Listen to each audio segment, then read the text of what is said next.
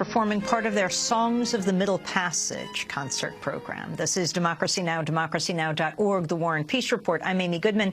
As we continue our conversation on slavery, we're joined by a woman who uncovered that her ancestors were the largest slave trading family in U.S. history. Katrina Brown is with us. She documented her roots in the film Traces of the Trade, a story from the Deep North. One day, my grandmother traced back. I was in seminary when I got a booklet in the mail that she wrote for all her grandchildren. She shared our family history, all the happy days. She also explained that the first DeWolf, Mark Anthony, came to Bristol as a sailor in 1744. And then she wrote, I haven't stomach enough to describe the ensuing slave trade.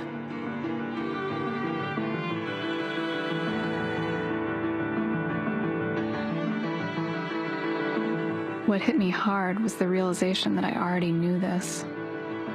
Knew, but somehow buried it along the way. What no one in my family realized was that the DeWolfs were the largest slave trading family in U.S. history. They brought over 10,000 Africans to the Americas in chains. 500,000 of their descendants could be alive today.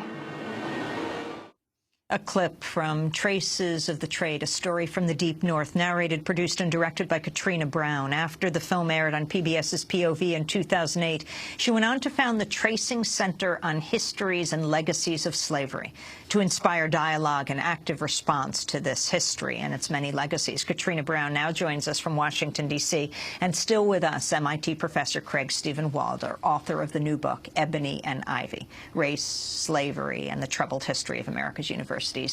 Katrina, take us from there. You discover, though you say you knew, some kind of primal secret, what your family, how significant the DeWolfs were in slave trading. It's in our family case, it's a bit of a stand-in for the region as a whole, because I heard things as a child, but I didn't allow them to sink in, because it's so it's basically cognitive dissonance, I would say, for white Northerners to think that we have any relationship to slavery, because we're so much, I think, all of us raised and educated in our schools to believe the South were the bad guys and the North were the Northerners were the heroes. So it was hard to comprehend and shocking to discover as I dug more into it. And because of this larger untold story of the role of the North, I decided to produce a documentary. And what we did was basically I invited relatives to join me on a journey to retrace the triangle trade of our ancestors.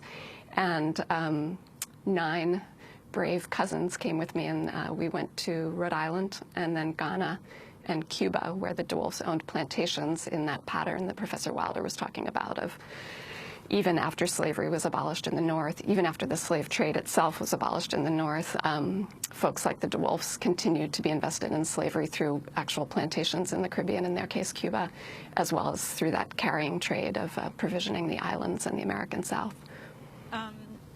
I want to go to another clip of Traces of the Trade. You and your relatives, as you said, go to Ghana. You've just visited the dark, dank rooms where Africans were kept until they were sold and loaded onto ships. This is your relative, Tom DeWolf, describing his reaction.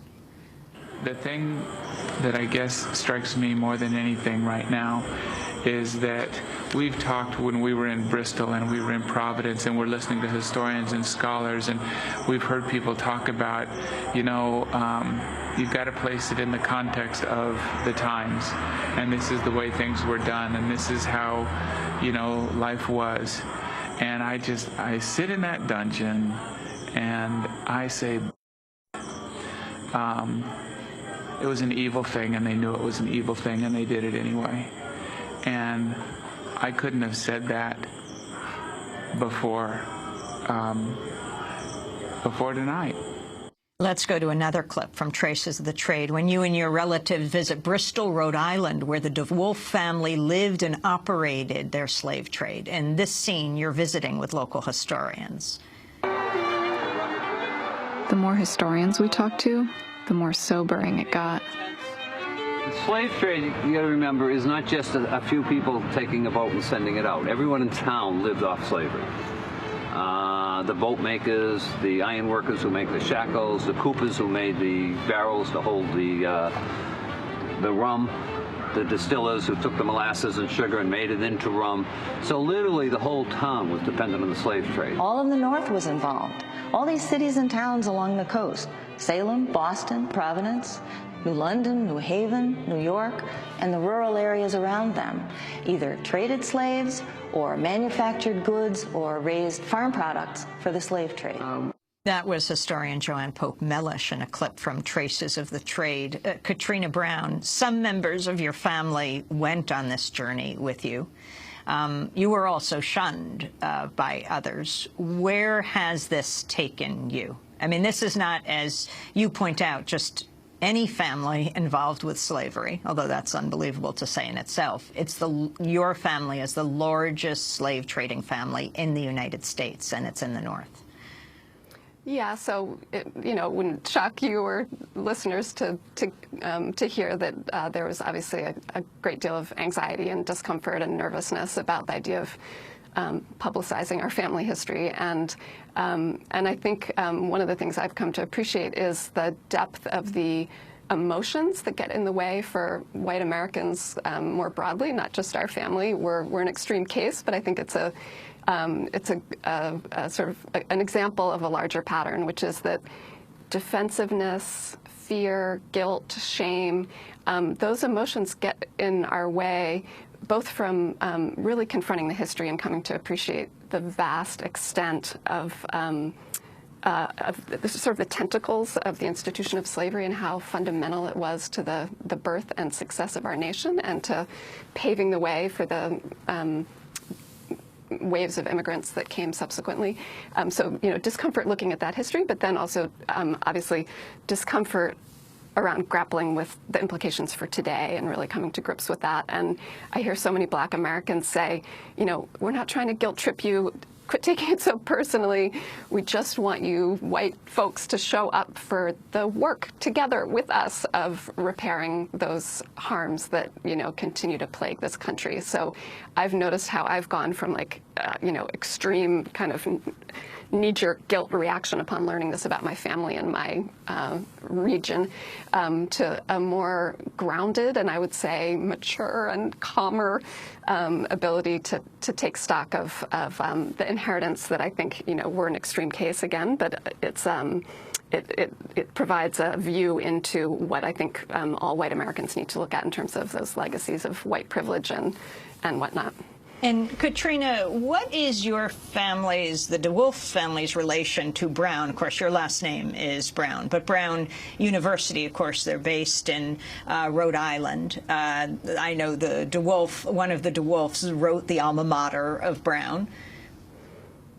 So I'm Brown with an E, so it is a different Brown, but yeah, James DeWolf, who was one of the more prominent slave traders in the DeWolf family, apprenticed with John Brown, who was a slave trader, and they both ended up in Congress and worked together to help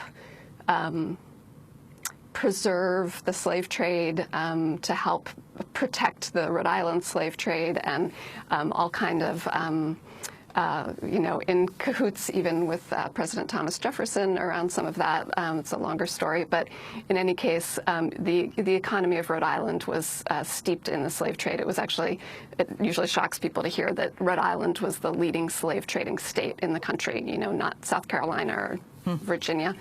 And that leads to the founding of the university and some of the early funds for Brown University.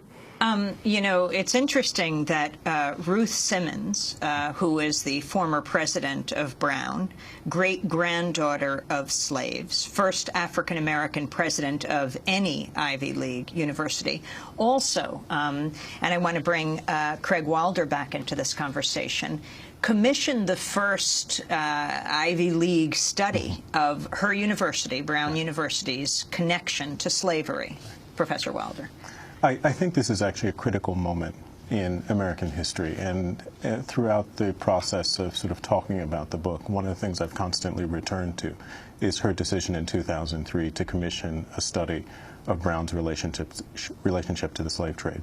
And this happened for a number of reasons. You know, there was a blow-up at Yale at its 300th anniversary about Yale's relationship to the slave trade, which became quite controversial. That also helped spark rumors about other institutions, and the public secret of Brown's relationship became even more pronounced and lively when she became president, when the first non-white president of an Ivy League institution took office.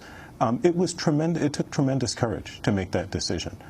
The report in 2006 is an extraordinary example of moral leadership, of how we actually get this conversation happening. And as Ms. Brown was saying about the documentary, one of the things I think is fascinating about both President Simmons' decision, the subsequent report, and the public reaction to it, is that much of the hostility and fear that people had anticipated, the problems that they had anticipated when the report and the commission were first announced, actually didn't really materialize.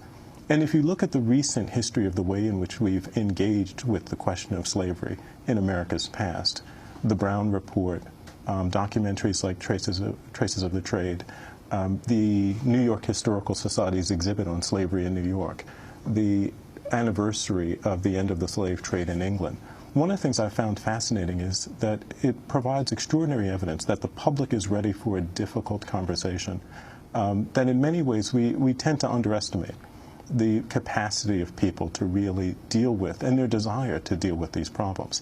When her cousin, I believe it is in the documentary, was saying that, reacting to this slave trading port and this material culture of the slave trade that's surrounding him, one of the things I like to remind people is that the things that white Americans find difficult and horrific, that generate feelings of guilt and fear, are also actually troubling and horrific and difficult for black Americans. And in that very fact, there's the possibility of a real, genuine, and useful conversation about slavery and American society. I think we're moving toward that.